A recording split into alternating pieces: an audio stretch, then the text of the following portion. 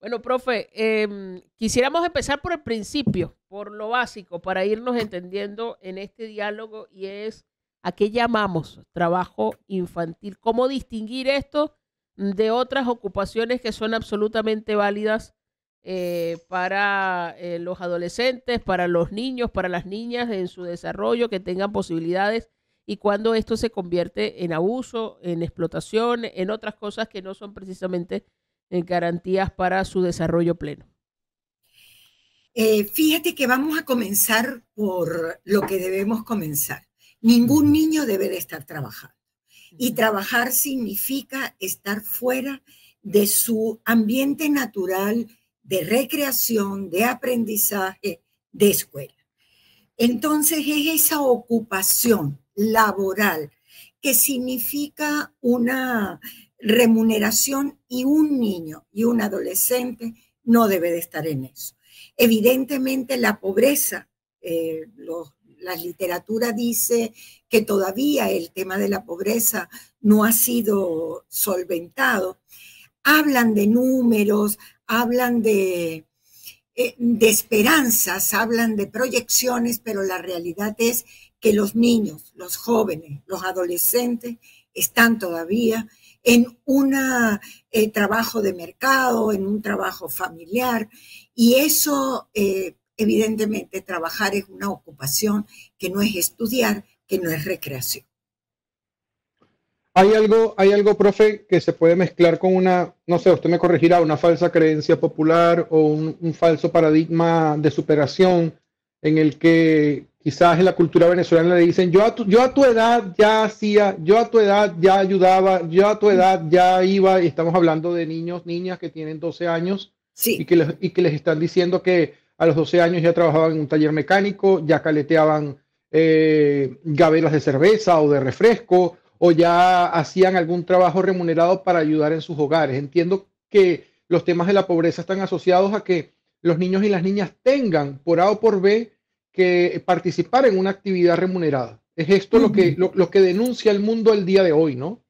Exactamente. Fíjate, una cosa es que el chamo o la chamina o el joven, el chamo, colabore y apoye en actividades hogareñas y familiares en un ambiente de eso, de ayuda. Y otra cosa que su finalidad sea la remuneración y el trabajo. Ese cuento, y efectivamente lo hemos escuchado muchísimo en nuestras comunidades, yo a tu edad, yo a tu edad hacía cosas que no debía hacer. Empecemos por ahí. Partimos del hecho de que todo niño, y vuelvo, es un derecho a la recreación, un derecho al estudio. Nosotros, lamentablemente en Venezuela, no tenemos datos fidedignos que nos ayuden a hacer un análisis, sino caer en la especulación. Lamentablemente no hay datos oficiales que nos permitan hacer un marco de referencia de lo que tiene que ver con el trabajo infantil. Efectivamente, y además cuando caminas o cuando nosotros trabajamos en las comunidades, vemos cada vez más jóvenes y niños que tienen que dejar los espacios educativos por dos razones fundamentales. Voy a hablarte del sector donde nosotros trabajamos y en ese sector tenemos una educación no de calidad que impulsa a que las familias digan, está mejor en la casa, está mejor apoyándome, está mejor vendiendo las empanadas que con dificultad prepara la mamá. O en el sur del estado hemos observado niños que acompañan a la familia a la minería, un lugar absolutamente no apto para adultos y mucho menos apto para niños. Entonces, sí, Héctor, lamentándolo mucho, nos escudamos en cuando yo tenía. No, cuando yo tenía no era bueno y cuando yo tenía tampoco sigue siendo bueno. Efectivamente, incluso en lo que vemos de los documentos y la literatura especializada, hablan de vender en el mercado, hablan de vender en la calle. Nosotros tenemos acá en Ciudad Guayana incluso un trabajo que se hace en las esquinas y en los semáforos, que es el supuesto trabajo de limpiar vidrio, el supuesto trabajo de vender mango, porque es lo que en este momento hay. Sigo diciendo, eso no es lo que debe hacer un niño. Ojo, tampoco un adulto. Debemos de tener políticas laborales que garanticen a las familias un trabajo digno, un trabajo decente, en la medida de que las políticas, esos documentos estériles, se conviertan en verbo y acción, tendremos menos niños en la calle y tendremos más familias protegiendo a sus niños. Es que ese el discurso con el que muchas veces se disculpa la madre para poderle decir al hijo, ayúdame porque estoy sola, o ayúdame en la familia porque no tenemos subsistencia. Precisamente en este último elemento que agrega, profesora, quisiera también hacer un énfasis, y es un tema cultural, porque a veces no se identifica como trabajo infantil o como incluso explotación cuando se les incluye, por ejemplo, en el negocio familiar. No, no necesariamente por tradición, por decisión de ayuda, porque haya una necesidad económica, sino más bien por tradición, porque tienen que aprender el negocio de la familia, porque van a ser responsables en la tienda, en el abasto, en la empresa, en la fábrica, en la carpintería, en el taller, porque son los oficios compartidos con papá, con mamá, y terminan involucrados. ¿Cómo ir cambiando esto? ¿Cómo diferenciar esto de entrega de tradiciones y herencias y todo lo demás culturales, y cuando eso empieza a afectar el desarrollo psicoemocional, la posibilidad de estudios de nuestros niños, niñas y adolescentes? Fíjate, es un problema evidentemente cultural, pero también terminamos dándole la responsabilidad a los padres, padres que no tienen posibilidades económicas para poder subsistir en las cosas más básicas, ¿no? Entonces, es muy fácil que las políticas gubernamentales culpen a la familia, pero sí, fíjate bien lo que voy a decir, y aquí estoy hablando como maestra y estoy hablando como ciudadana. Si tuviéramos como Fe y Alegría hace y lucha una educación de calidad en todos los lugares y en todas las escuelas, te puedo asegurar, porque lo he vivido como maestra, que los padres prefieren que sus hijos estén aprendiendo, porque además es una posibilidad social de avanzar la educación, pero es que la educación que no es de calidad, los padres, muy pragmáticos ellos, dicen, bueno, es preferible que esté en el negocio, en la bodega, y que no esté perdiendo el tiempo en una escuela que no tiene infraestructura, que no tiene agua, que no tiene electricidad. Fíjate que incluso no tenga tecnología. Si nuestros chamos de las comunidades están cada vez más alejados de una educación de calidad con una tecnología de avance, evidentemente los papás no le ven el queso a la tostada, como decimos en criollo, y prefieren, bueno, quédate aquí, que aquí por lo menos vas a trabajar y vas a hacer algo, y yo entonces no tengo un empleado al que le pague, y tú haces el trabajo. Es disfrazar, es ir haciendo lo más pragmático, y a eso voy a añadir algo. Si tuviéramos una formación sólida, y cuando hablo de formación sólida, hablo desde preescolar hasta la formación a mí no me gusta la palabra emprendimiento, pero incluso ahora con cambiar el nombre y decirle que son escuelas para el emprendimiento, estamos poniéndonos como en sintonía y en moda. No, es una situación familiar que debe ser apoyada por unas políticas públicas con un apoyo social a la familia que no es dádiva, no es darme una bolsita del CLAP. Y perdóname si estoy en esto siendo muy directa. No me des.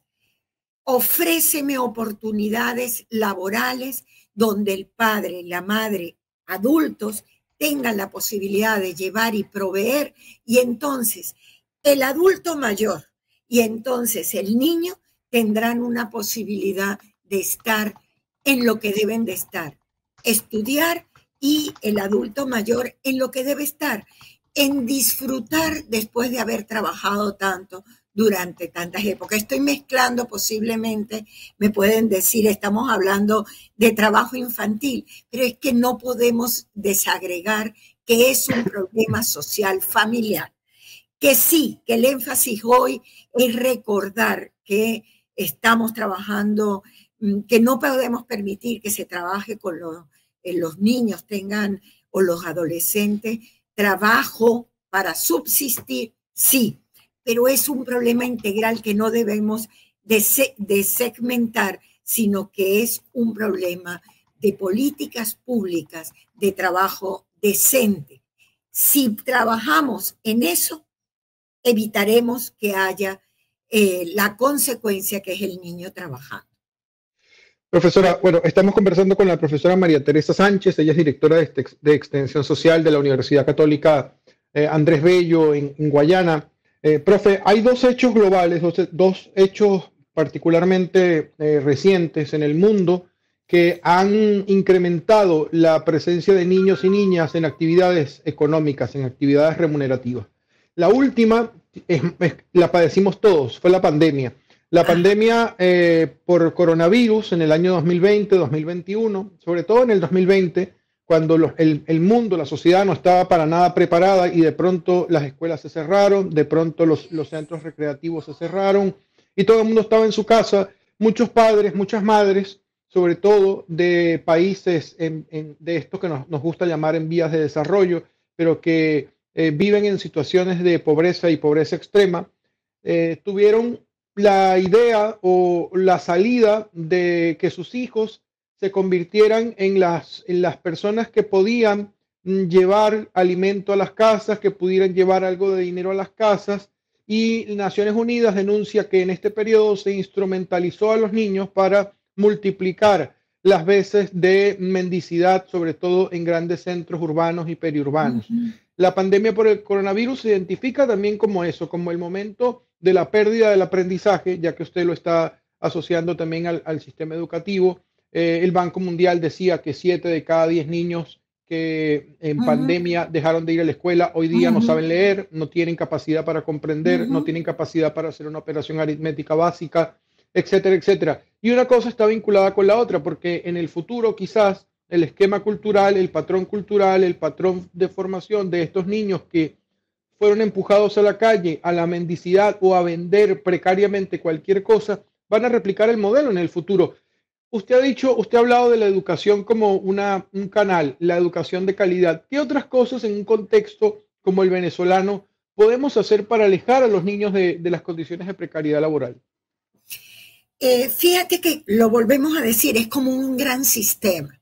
¿Qué pasó con la pandemia? Era un problema de salud, pero de salud pública que no supimos responder. Cuando yo digo supimos es porque soy una ciudadana y me incluyo, pero hay responsabilidades en eso y hay responsabilidades de políticas públicas a niveles de quienes deben de hacerlo. Si vemos la Agenda 2030, lo que te dice es que el Estado debe garantizar salud, el Estado debe garantizar educación, el Estado.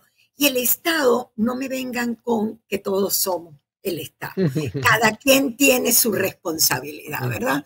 Y eso, fíjate, nosotros desde nuestro pequeño espacio de la Universidad Católica Extensión Guayana y también en Caracas, en Montalbán, desde Extensión Social, nos volcamos a dar respuestas que debían de ser del Estado. Y empezamos a trabajar con maestros que, ¿sabes qué, Héctor?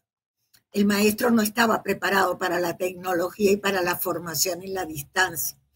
Y empezamos a trabajar desde un programa que se llama Gentec, gente y tecnología, empezamos a trabajar con los maestros, porque si el maestro está fortalecido en sus gran habilidades y destrezas tecnológicas para dar educación, evidentemente, y cuando digo dar, es ofrecer una educación de calidad, y llegamos a 1.450 maestros en época de pandemia, ¿sí?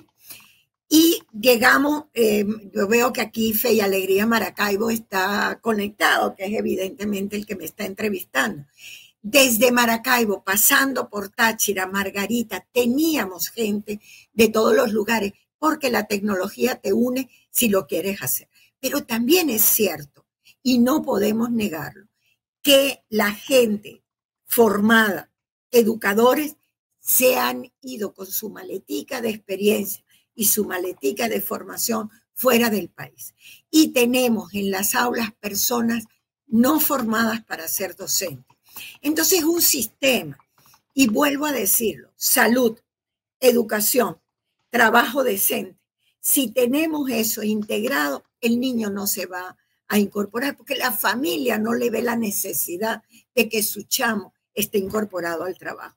Entonces, es un problema estructural, es un problema de políticas públicas que no debemos entonces echarle la culpa a la familia, ¿sí? Porque es fácil, ¡chuac!, lo lanzo a la familia, ¡chuac!, lo lanzo al maestro, ¡chuac!, lo lanzo al bedel de la escuela que no ha sabido. No, es un problema de los que deben de dar respuesta. Nosotros desde la Universidad Católica Andrés Bello, Extensión Guayana, estamos trabajando con las escuelas, estamos trabajando con los maestros no formados, estamos trabajando con incluso las hermanas salesianas que tienen unos centros de lo llamado escuelas para el emprendimiento, y ahí estamos trabajando con un programa de formación donde hay jóvenes que han abandonado el sistema educativo porque no le daba respuesta. Entonces no nos podemos poner entonces solamente, eso es culpa del Estado. No, nosotros también le estamos dando respuesta con unos talleres de formación, proyecto de vida, mercadotecnia con nuestros chamos de comunicación social, administración y contaduría, con presupuesto y contabilidad. Entonces, ahí, ese adolescente de 17 años que se va a un centro de emprendimiento, lo estamos apoyando. Y en las escuelas, me encanta, Héctor, lo que acabas de decir, el chamo que no lee, le tenemos programas de refuerzo pedagógico, porque efectivamente niños de cuarto y quinto grado con lectura vacilante, más del 50%. ¿Cómo va a ir a un liceo un chamo con lectura vacilante? Entonces tenemos que hacer la crítica, hacer el planteamiento y trabajar. Bueno, por ahí es un dicho muy criollo, es comer chicle, caminar y seguir andando. Entonces sí, nosotros tenemos ese programa y lo tiene también Fe y Alegría. Fe y Alegría está trabajando con los padres. Pero también es cierto que un papá, ojo aquí, que vive en el Core 8, trabaja en el centro de Puerto Ordaz, son casi 21 kilómetros, con un transporte público patético. Entonces sale de la casa a las 4 de la madrugada, deja al chamo, va para la escuela, no le puede. Entonces Fe y Alegría le ha dado un sostén y un sustento, pero también la Universidad Católica, desde cada una de esas, es integrarnos, hacer una gran, y esto que voy a decir no es palabra seca, no es solamente un modo, es lo que hay que hacer, es trabajar en alianza, es trabajar en red, es trabajar unidos y articulados cada uno con su posibilidad. Entonces, en esa medida, la universidad con lo que tenemos, con chamos de las distintas carreras, Fe y Alegría con su trabajo en donde el asfalto termina y entre todos trabajar eso. Y nosotros no trabajamos solamente con Fe y Alegría, sino trabajamos también con aquellas instituciones públicas. Voy a contar aquí una anécdota que creo que es importante. Tenemos un liceo cerca de la Casa Sociocomunitaria José Manuel Barandiarán, en Bellavista, y es una escuela que le robaron todas las computadoras, le robaron todos los recursos, hasta los techos, y van a la casa sociocomunitaria y reciben ahí clase.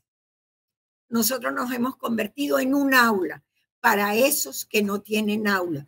Y mientras tanto el Estado les está poniendo techo.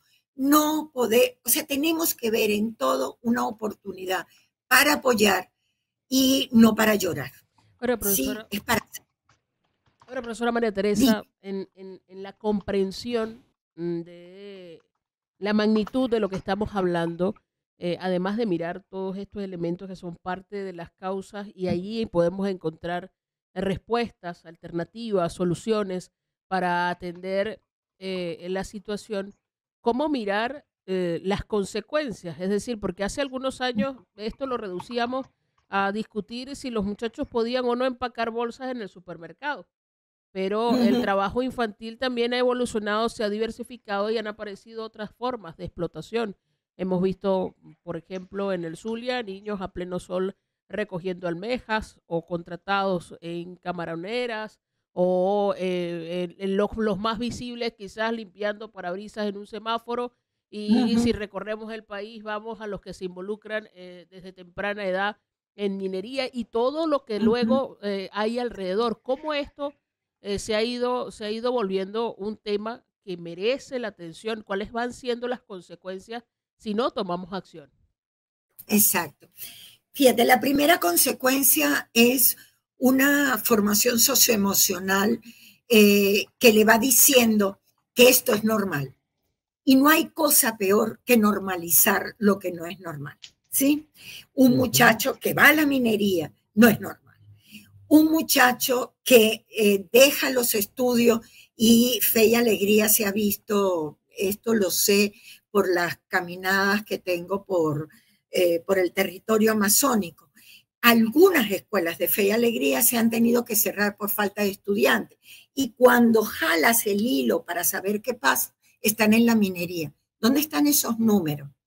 Están invisibilizados y efectivamente estamos en una suerte de, es que no sé cómo decirlo, la verdad, no voy a decirlo como me está saliendo en este momento porque no soy una maestra, pero efectivamente se tapan los datos, se tapa la realidad y se normaliza lo que no es normal.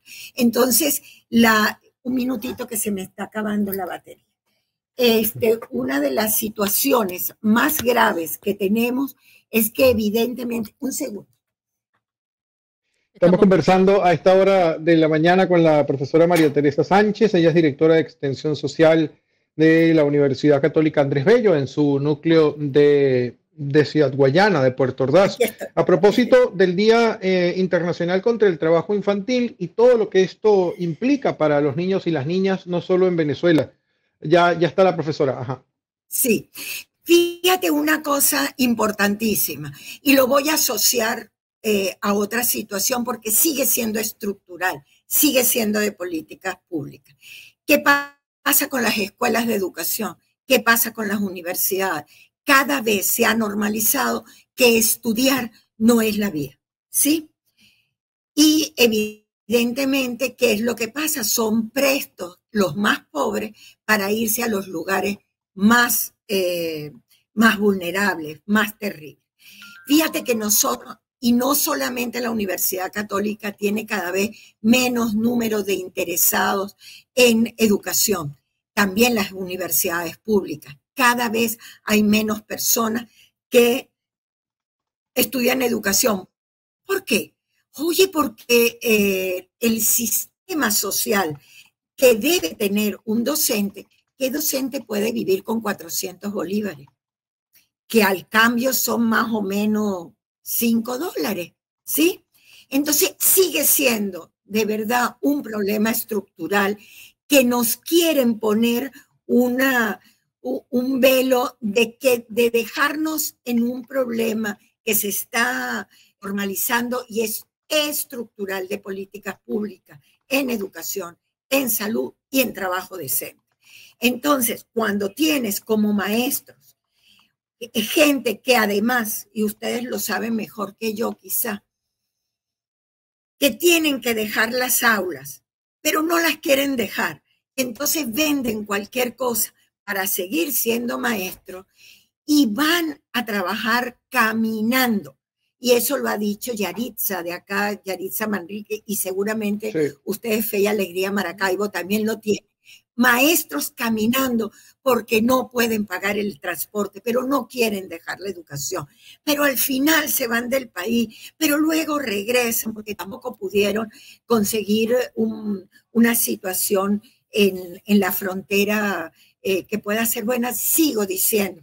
¿Y qué pasa? El impacto es el niño, el más débil, el anciano, pero el niño que entonces el papá ve como una posibilidad para que resuelva, hijo, póngase a trabajar porque sola no puedo, porque solo no puedo. Entonces, dejar el problema en un pedacito del problema no es. Es un problema estructural de políticas públicas. Salud, educación, trabajo decente. Hay una realidad en el mundo, profesora, que está asociada al trabajo infantil y algunas cifras sobre las que UNICEF alerta y algunos elementos que quisiera destacar en este momento. Según UNICEF, estamos hablando de aproximadamente para el año 2025 de unos 150 millones de niños, niñas y adolescentes que trabajan en condiciones de precariedad, que son forzados a trabajar. Estas cifras también las registra la Organización Internacional del Trabajo y más o menos 8 millones de estos niños desempeñan en roles domésticos. Para mí no es una sorpresa que las más vulnerables son las niñas, las que llegan en este grupo de 8 millones que en su mayoría se dedican a roles y trabajos domésticos, incluso son víctimas de otros delitos, son víctimas de vejámenes, son de maltrato, de violencia. Una de los alertas que emite la UNICEF es que cuando los niños no están en la escuela, cuando las niñas no están en un centro educativo, en una actividad académica complementaria y están en espacios de precariedad laboral, otros derechos se ven vulnerados.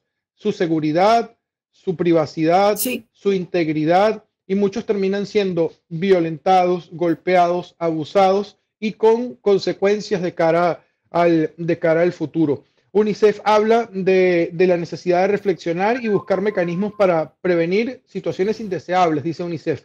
Pero también yo quiero poner esto, como lo hemos hecho hasta ahora, en el contexto nuestro. Estamos hablando de un conjunto de personas, de familias, en el que se ha instalado el discurso de que la educación no es la vía, la educación no es el camino, mira cómo cierran las escuelas de educación, mira cómo se cierra esta escuela, mira cómo se cierra este centro, si me gradúo de técnico medio, luego no sirve para nada, yo más bien tengo que buscar una alternativa para hacer dinero, dinero en el espectro digital o físico, porque ahora también no lo hemos abordado, pero estamos hablando también del mundo de posibilidades buenas y no tan buenas que representa el Internet para generar ingresos que muchas veces terminan convirtiéndose en estructuras opresoras para los más vulnerables. Sobre estas alertas de la UNICEF y pensando como en retos, usted lo ha dicho, de políticas públicas, pensando como en la posibilidad de cambiar esa narrativa de que la educación no funciona, la educación no sirve y que lo inmediato es lo importante y lo importante entonces es el dinero.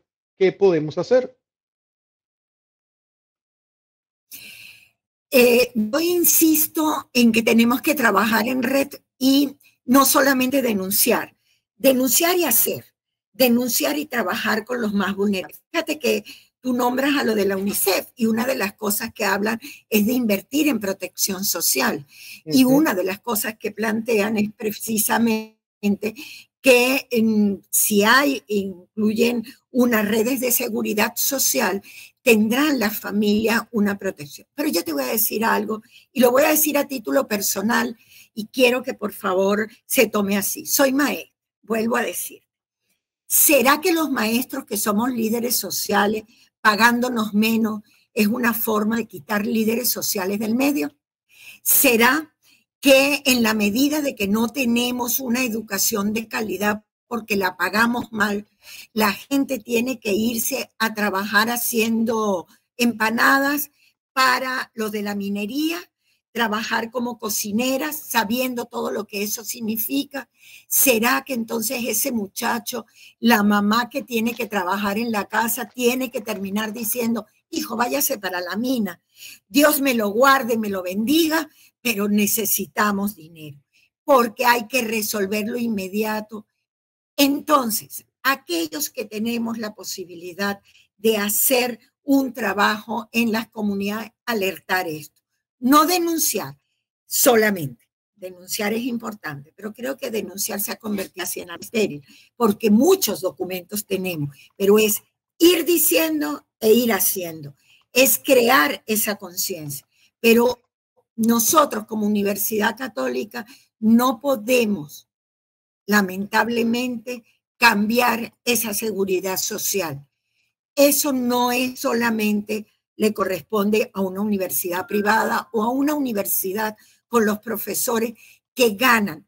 Ojo aquí y saquen cálculos. Un profesor con el mayor escalafón está ganando $50 mensuales, en el mejor del caso, el que tiene mayor escalafón. Entonces, ¿no será que además es una forma de que es asegurar de que no haya un soporte de seguridad social? Oye, no es solamente las pequeñas cosas que hacemos, que tenemos que hacer. No nos podemos quedar sin hacerlo. Yo me niego a quedarme de brazos cruzados, pero sé que hay una responsabilidad más arriba que debe de asumirse, y vuelvo a hablar de la seguridad social. Y gracias a que Fe y Alegría tiene este espacio para seguir poniendo y visibilizando las situaciones sociales. Los sistemas de protección de infancia para identificar, prevenir y responder a esas situaciones de riesgo. Nos tenemos que unir, tenemos que seguir trabajando. Pero ¿cómo un maestro puede vivir con $6, con $5? Y Fe y Alegría ha hecho una protección con algunos, entonces les dan la oportunidad a ese maestro para que no deje de trabajar. Pero y las universidades, un docente universitario que está ganando $50 mensuales, ¿cómo puede subsistir? ¿No será que es un plan pensado para ir deteriorando un sistema de seguridad social como puede ser el ir avanzando en tu calidad de vida? Yo lo dejo como una gran duda. Pareciera que es un plan que se está haciendo para que al final la gente se vaya a la mina, para que al final la gente vaya a donde se resuelve el día a día.